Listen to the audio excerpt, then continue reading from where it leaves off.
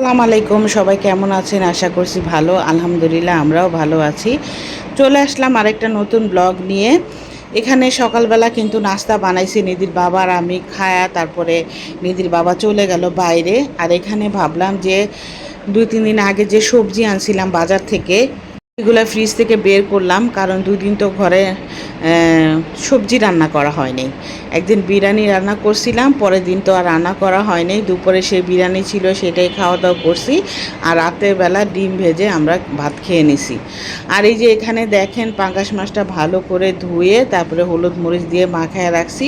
আর পটল কাটছি, পটল আর আলু কেটে নিছি, কারণ এখানে পটল আলু দিয়ে আমি পাঙ্গাস মাছটা রান্না করব। আর এরই মধ্যে দেখি আকাশটা এরকম মেঘলা হয়ে আছে, কিন্তু প্রচণ্ড গরম। তারপর আবার বাতাস, গরম যেরকম আবার বাতাস এসে ঠান্ডা করে দেয়। তো এখানে আবার পটলের ছিলকা দিয়ে আমি একটা ভর্তা বানাবো। এজন্য পটলের ছিলকাটা সিদ্ধ করে তারপরে ভালো করে হালকা তেল দিয়ে ভেজে নিচ্ছি। এখানে মরিচ বেশি দিলে বেশি ভালো হইতো, যেহেতু আমরা ঝালটা একটু কম খাই, এর জন্য কাঁচা মরিচ দিছি, তাও আবার অল্প করে। তো এই যে মাছটা আবার ভালো করে ভেজে নিচ্ছি, মাছ দিয়ে রান্না করব। আর গরমের ভিতরে না রান্না করতে ভালো লাগে না, তারপরেও কিছু করার নাই, রান্না তো করতে হবে বলেন। তো পেটে তো আর মানে না, পেটে তো গরম মানে না, পেটে তো খাইতে চায়। যাই হোক, এখানে মাছটা ভালো করে ভেজে নিচ্ছি। আর যে সবজিগুলো আনছিলাম সেখান থেকে আবার লতি যে কুটে রাখছিলাম 1 কেজি, আপনাদের সাথে শেয়ার করছি। সেই লতিগুলা আবার ফ্রিজে রাখছিলাম, সেগুলা থেকে আবার অর্ধেক নিলাম আর অর্ধেকগুলা ডিপে রেখে দিলাম, কারণ লতি করতে কিন্তু অনেকটা টাইম লাগে। তো অর্ধেক লতি দিয়ে ভাবলাম যে চিংড়ি মাছ দিয়ে রান্না করি। নেহা আবার এই লতি অনেক পছন্দ করে, আর এই লতি বাকিগুলা ডিপে রেখে দিছি। তো এই যে এখানে আবার অর্ধেক লতি বের করে রান্না করে ফেললাম। আর রান্না করার পাশাপাশি কিন্তু ঘরে অনেক কাজ করি, আসলে সেগুলা সব কিছু আপনাদের সাথে ভিডিও করা হয় না, কারণ একটা সংসারে কিন্তু টুকিটাকি অনেক কাজ থাকে, সেগুলো আর কি দেখানো যায় না। আর আপনাদের সাথে যে বলছিলাম যে আম আনছিলাম, সেই আমগুলো না একদম পেকে গেছে। নিধির বাবার সাথে একটু রাগারাগি করলাম, ওকে বলছিলাম যে একটু সরিষার তেল আনতে, ও আনেই না, ওনাকে মনেই থাকে না। এজন্য আমগুলা সব পেকে গেছে। আমগুলা এখন কি করব ভাবতেছি যে আম সত্ত্ব বানাবো, কখনো বানাই নাই, এবার দেখি একটু ট্রাই করে হয় কি না। তো এই যে আপনাদের সাথে কথা বলতে বলতে কিন্তু আমার লতি রান্না করাটাও হয়ে গেছে। আর লতিটা এত মজা হয়েছিল, নেহা তো খুবই পছন্দ করছিল। নেহার বাবা আমি লতি অনেক পছন্দ করি, কিন্তু নিধি খায় না। আসলে ও তো ছোটো মানুষ, হইলে হয়তো রুচি চেঞ্জ হইতে পারে। যাই হোক, এখানে আবার রান্নার পাশাপাশি এই যে অড্রপটা ভালো করে মুছে নিচ্ছি। প্রতিদিনই অড্রপ, ড্রেসিং টেবিল এগুলা মোছার চেষ্টা করি, অনেক ধুলা আসে, ধুলা এসে একদম বিছায় থাকে।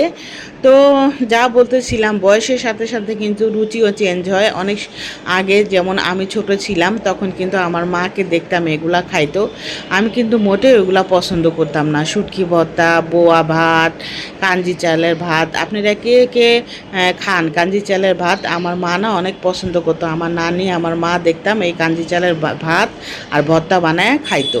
ওয়ালাইকুম, সবাই কেমন আছেন? আশা করছি ভালো। আলহামদুলিল্লাহ আমরাও ভালো আছি। এখন বাজে কয়টা বাজে নিধি?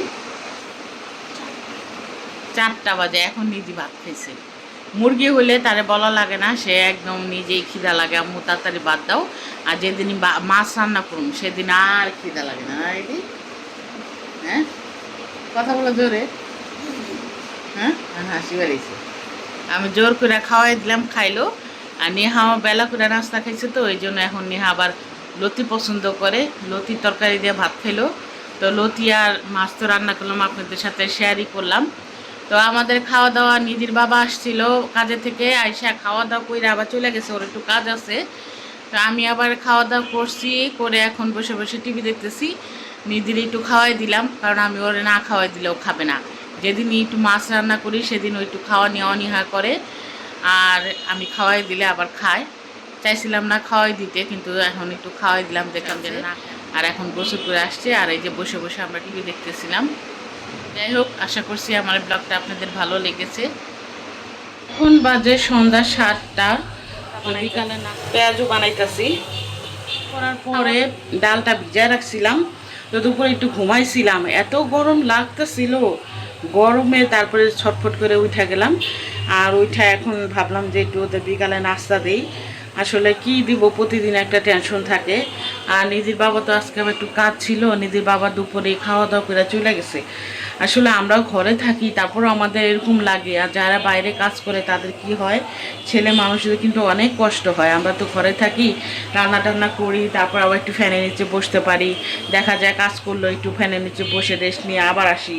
আর ছেলেরা কিন্তু সবসময় যারা বাইরে কাজ করে, রাস্তায় কাজ করে, তাদের কিন্তু অনেক কষ্ট। ফ্যান নাই, কিছু নেই। আর যারা অফিসে কাজ করে তাদের তো কোনো সমস্যা নেই, তারপরও বাইরে আসা যাওয়া করতেও অনেকটা সময় লাগে। রাস্তায় অনেক সমস্যা হয়, জ্যামে বসে থাকতে হয়, তারপরে গরম লাগে। যাই হোক, দিনকাল সবার এইভাবেই চলবে, কিছু করার নাই, এইভাবেই আমাদের চলতে হবে।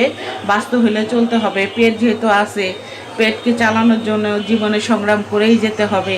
তো এখানে এই যে নাস্তা বানাচ্ছি, ছুরি বানাইতো, সেগুলো না এখন অনেক মনে পড়ে আর অনেক খাইতে মন চায়। আমার মা আর নানি এত মিল ছিল, আমার নানি টুকটুক করে হেঁটে হেঁটে আমাদের বাসায় আসতো, আর আমার মা আর আমার নানি দুজন মিলে এগুলা বানায় খাইতো। আমাকে এত স্বার্থ, আমি কিন্তু খাইতামও না। আর এখন দেখেন খাওয়ার জন্য কত মানে ইয়া করি, কিন্তু খাইতে পাই না। যাই হোক, বয়সের সাথে সাথে কিন্তু মানুষের রুচিও চেঞ্জ হয়। আর আমার একদম অল্প বয়সে আমার বাবা মা দুজনই মারা গেছে। আমার একটা মাত্র ভাই, সেও আবার অনেক দূরে থাকে। তো আমার খুবই খারাপ লাগে, যখন বেশি খারাপ লাগে তখন আমি আমার ভাইয়ের সাথে কথা বলে আমার মনের কথা সব শেয়ার করি। তখন দেখা যায় কি আমার খুব হালকা লাগে। সবাই আমার ভাইয়ের জন্য দোয়া করবেন, আল্লাহ জানে আমার ভাইকে নিয়ে খায়াত দেয়, আর ও জানি অনেক বড় হইতে পারে। আল্লাহর কাছে দোয়া করি জানি আল্লাহ জানি প্রত্যেকটা ফ্যামিলিতে এরকম একটা ভাই দান করে। কারণ আমার ভাই যত মানে আমাকে যত আদর করে, সব সময় আমাকে ফোন দিয়ে আমার খোঁজ খবর জানবে। আসলে এরকম ভাই হওয়াটা সবার মানে ভাগ্যে হয় না। তো আল্লাহ আমাকে দিছে, আল্লাহর কাছে সব সময় দোয়া করি যে আল্লাহ আমার ভাইকে আপনি নেক হায়াত দান করেন, সব সময় ভালো রাখেন, সুস্থ রাখেন। যাই হোক, এখানে আবার রাত্রেবেলা পাখিগুলা ঘরে আনছে নিধির বাবা। এখানে আবার ওরা একটা দোলনা নিয়ে মারামারি করে, এই জন্য নিধির বাবা বাইরে থেকে আবার একটা লাঠি এনে ভিতরে দিয়ে দিল। তো পাখি দেখতেছিলাম সবাই মিলে আমরা।